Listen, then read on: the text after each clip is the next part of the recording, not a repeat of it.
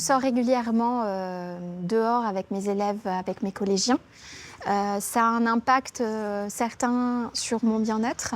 Le premier bénéfice que j'y ai vu, c'est que comme on est en champ libre, le bruit est plus diffus. Et donc, comme on est dans des situations de classe où on est quand même soumis au bruit très très souvent, le fait de diluer le bruit dans les activités permet de se sentir mieux, de se sentir moins écrasé en fin de journée. Et puis le contact avec la nature, de toute façon, redynamise. C'est une question qui a été développée aussi par l'Université de Sherbrooke au Canada, au Québec, qui justement, dans une situation post-Covid, a cherché à voir quelles étaient les pratiques dans le secondaire et le supérieur.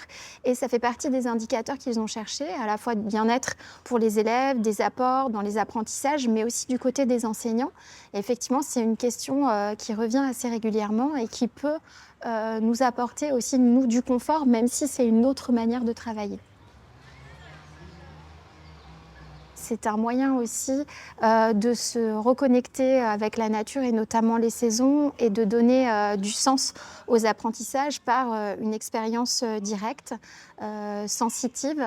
Et quand on demande notamment dans le cadre de la production d'écrits de produire des choses, les choses sont là sous nos yeux concrètes et on a très rapidement un enrichissement du vocabulaire en même temps qu'on le ressent.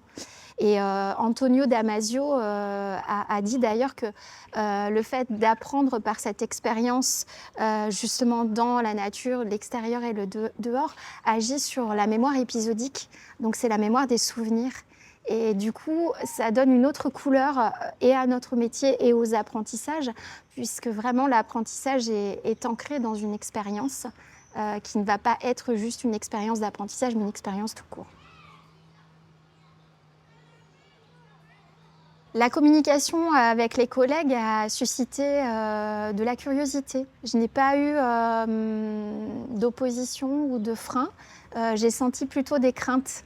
En fait, avec différents types de profils, je dirais les collègues qui ont un besoin de sécurité et qui se demandent dans quelle mesure on peut mettre en œuvre de nouvelles règles. J'ai croisé aussi des collègues qui envisageaient vraiment la classe dehors comme un moyen de faire gagner à nos élèves de l'autonomie. Et pour d'autres, c'était plutôt la question du jeu, du plaisir dans les apprentissages. Donc en fait, il y a différentes orientations. Je pense que nombreux sont ceux qui ont envie de se lancer, mais qui très concrètement ne savaient pas trop comment, selon quelle modalité travailler. Et une des choses que je leur ai dites, c'est que si déjà la question du bien-être est présente chez les élèves ou chez eux, c'est déjà beaucoup. En fait, c'est aussi une modalité d'apprentissage et on apprend ce qu'on aime. C'est déjà une bonne porte d'entrée. Pas la peine de partir dans des modalités didactiques ou pédagogiques très complexes.